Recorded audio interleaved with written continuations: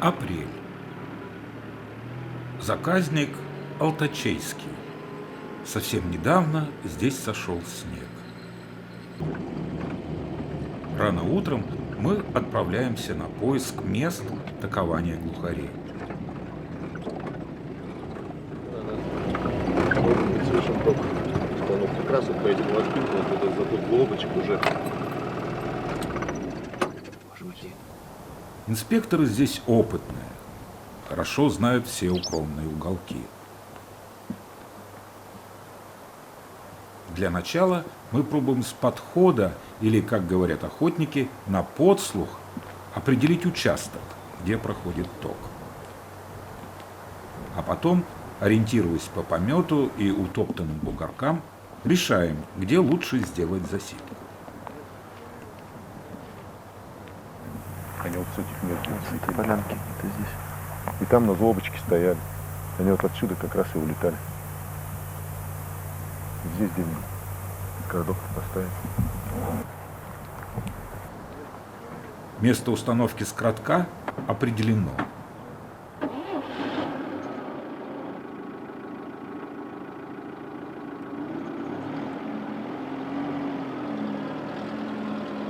Вечером мы снова переберемся сюда, чтобы заранее сесть в укрытие и ждать рассвета. Алтачейский заказник находится на склонах Заганского хребта в Забайкалье. Большую часть территории заказника занимают леса, в основном сосновые. Проезжая на машине, мы обратили внимание на проплешины от лесных рубок. Как выяснилось, это последствия лесных пожаров. Огонь приходит из степи.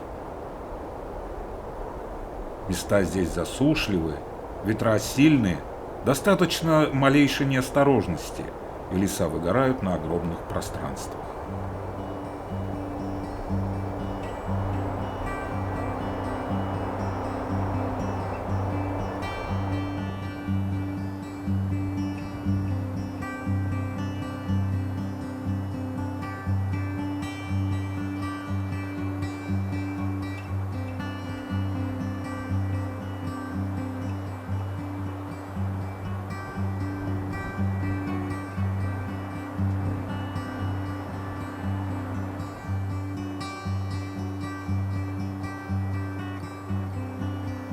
Горелые стволы спиливают и увозят на переработку. Пеньки выкорчевывают.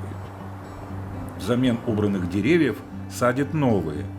Не деревья, конечно, а маленькие сосенки. Потребуется почти 100 лет, чтобы этот саженец стал взрослым деревом.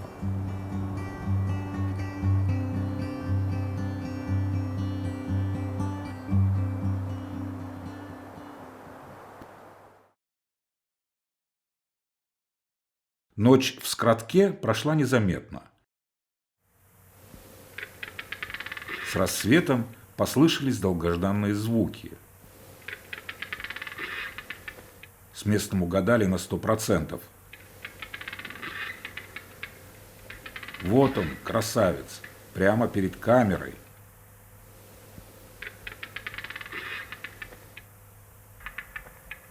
Для такования глухари обычно выбирают площадку с бугорком. Это что-то вроде сцены. На ней происходит главное представление. Сам участок существенно больше, примерно метров 100 в диаметре. Границы нарушать нельзя. Самец следит за этим очень строго.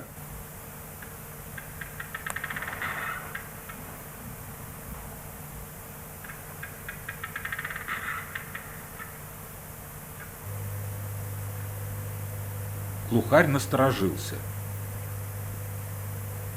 Значит, поблизости соперник.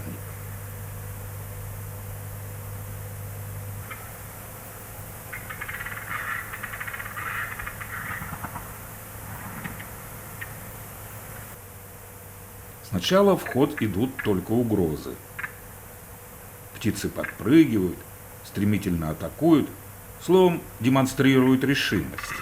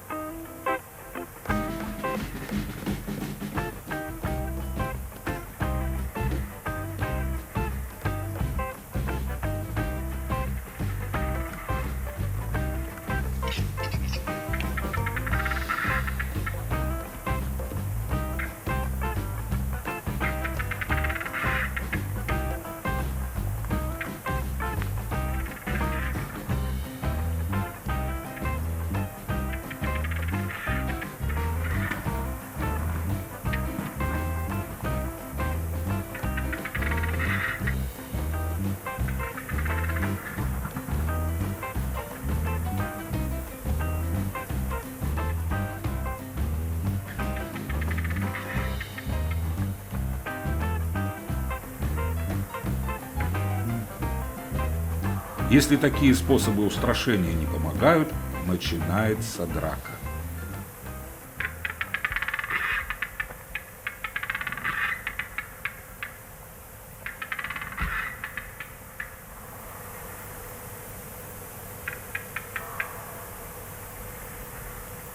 Во время сражений раны, которые птицы наносят друг другу, могут оказаться смертельными. В этой стычке обошлось без травм. Соперник не стал упорствовать. Он сделал вид, что хочет подкрепиться.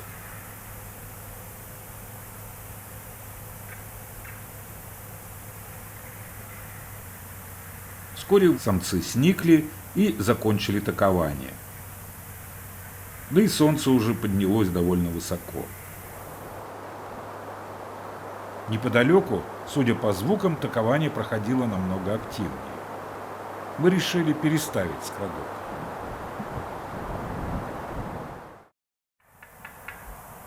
С новым местом мы не ошиблись. Вид из скрадка был великолепный. Самец таковал не внизу, а на изогнутой тонкой сосне. Он был как на ладони и совсем рядом. Для начала глухарь решил подкрепиться. Хвоя – это основной кормовой ресурс глухарей. Поэтому и живут они, как правило, в сосняках и ельниках. Пища, конечно, грубая. Чтобы легче было ее переварить, птицы глотают еще и мелкие камешки. Летом в рационе появляются цветы, семена и ягоды.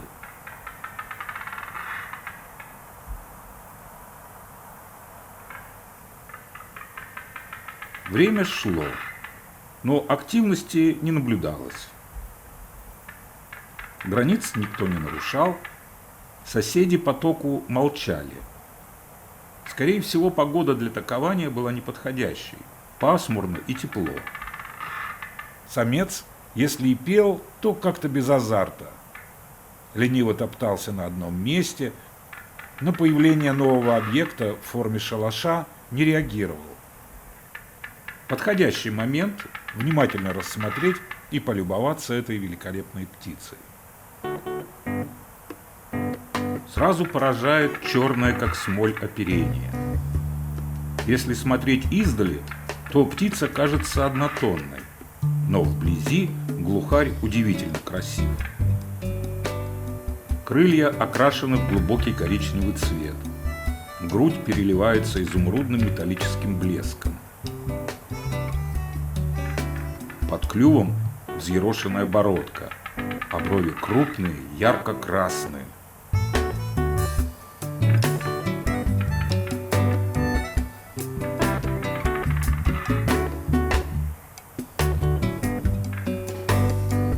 Завершает картину эффектный, как у павлина, хвост.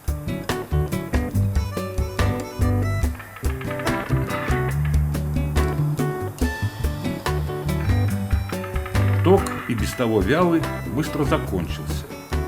Глухари разошлись отдыхать и кормиться.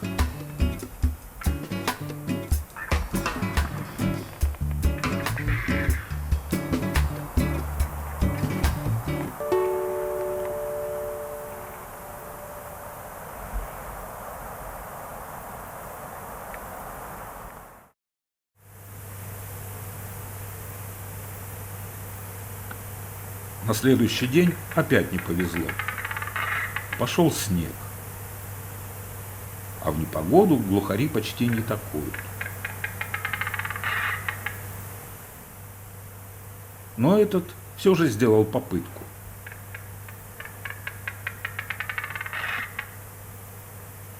В Забайкалье живет два подвида глухаря – обыкновенный и каменный.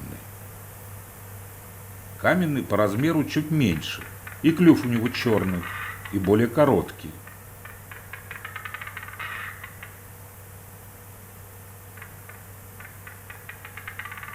Это помесь. Видно, что клюв у него не совсем черный. Пока самец неторопливо ходил по заснеженной сосне, можно было внимательно рассмотреть его мощные лапы. На этом кадре хорошо видно, что по бокам пальцев есть роговые наросты. У самок они тоже имеются. Это приспособление помогает птицам ходить по рыхлому снегу и не проваливаться.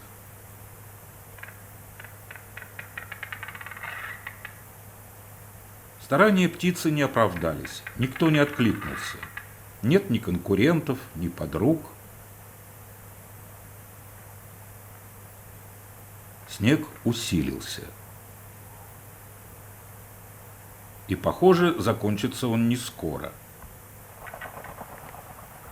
Зима ненадолго вернула свои краски.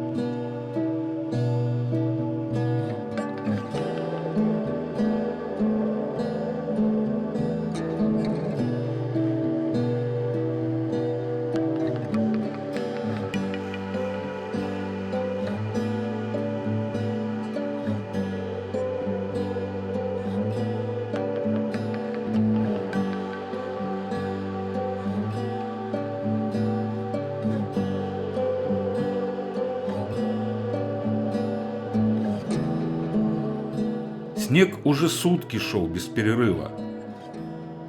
Но он не помеха глухарям. Главное, чтобы было ясное и морозное утро.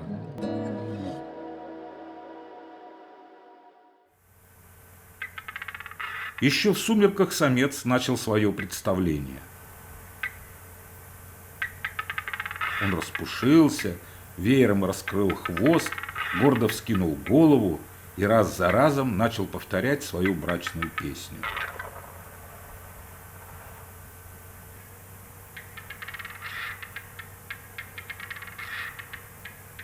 Песня, конечно, короткая, но за одно утро она может повториться 200 или даже 300 раз.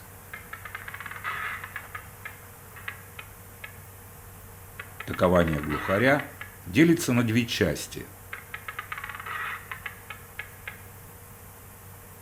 Начальные звуки – это отдельные щелчки.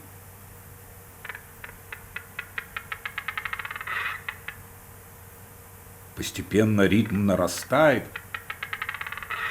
И, наконец, все трели сливаются в один и недолгий скрежет, напоминающий точение. Во время второй части глухарь слышит только себя. А все потому, что во внутреннем ухе птицы есть особое приспособление – кожная складка. Она пронизана сосудами. Когда глухарь поет, складка набухает и перекрывает ухо. Фактически он становится глухим. Помимо обычных звуков, в пении глухаря присутствуют еще и инфразвуки. Они разносятся дальше и могут привлечь больше поклонниц.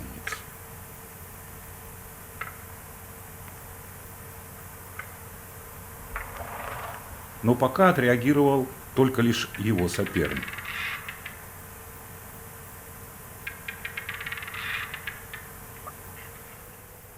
Им оказался глухарь обыкновенный. У него светлый и более мощный клюв.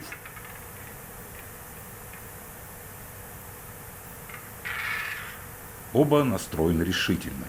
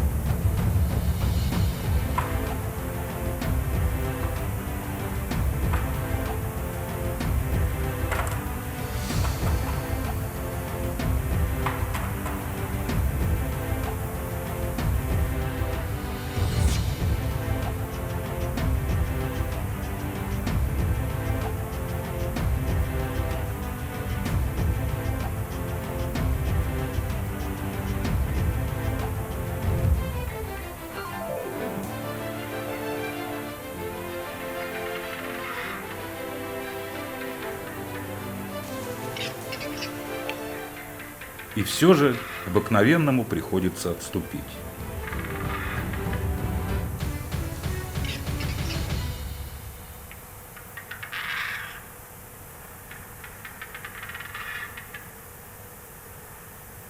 Белое покрывало держалось недолго. Яркое солнце буквально на глазах растопило снег. Весна снова вернулась.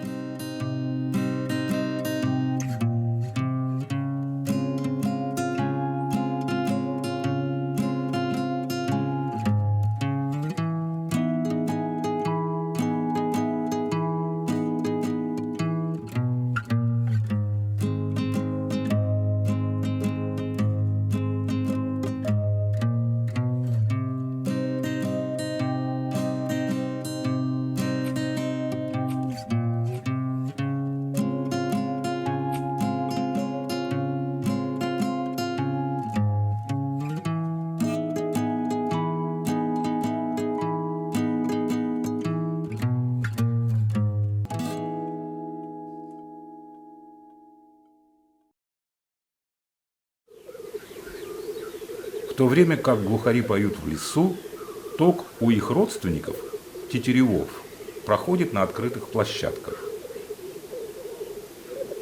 Угадать с местом установки скоротка здесь гораздо сложнее. Таковище может занимать довольно большие пространства, по нескольку гектаров. И где будет находиться его центр, только птицам известно. Нам повезло. Тетеревинный ток – не менее красивое зрелище. Представление начинается еще до рассвета. У каждого самца есть свой небольшой участок, по которому они все время перемещаются.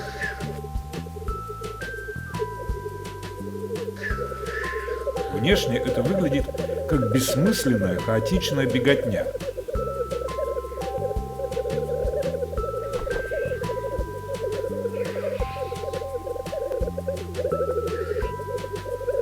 Турнирные сражения на таку происходят повсюду. Здесь каждый воюет с каждым.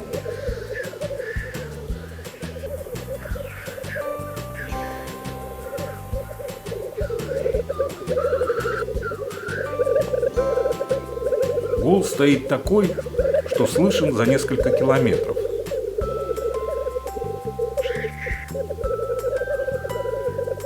А рядом их бормотание вообще трудно выдержать.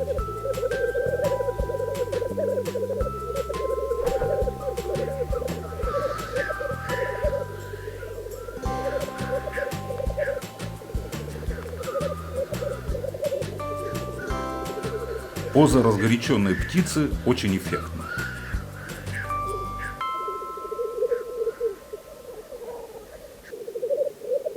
Вот обычный вид. А это уже боевой.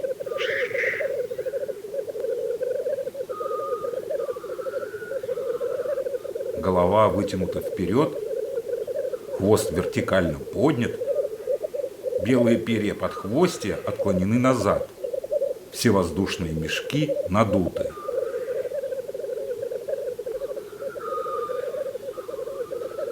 Бои между петухами проходят в центре тока. Здесь собираются взрослые самцы.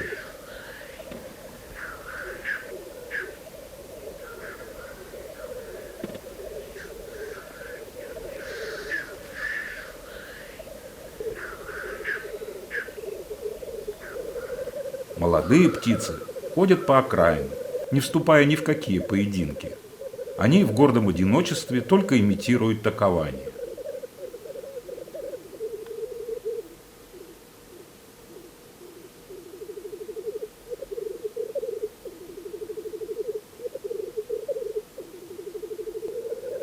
С восходом солнца на это птичье ристалище начинают прилетать тетерки. Самцы сразу бросаются в их сторону, и столкновения между ними становятся еще более азартными.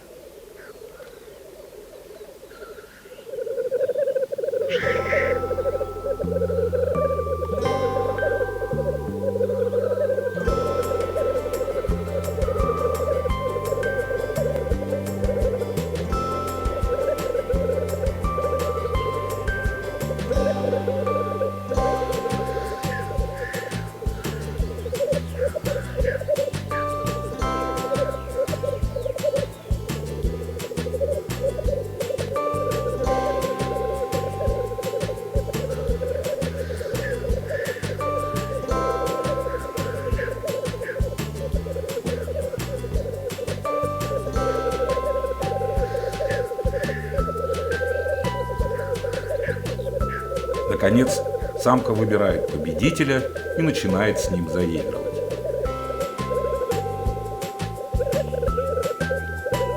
А потом оба улетают для продолжения своих брачных игр в ближайший лес.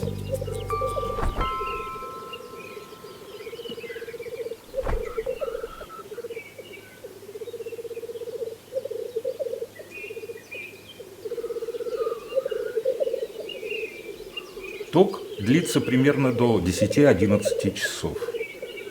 Днем бойцы будут кормиться и набираться сил до следующего утра. Так будет продолжаться несколько недель.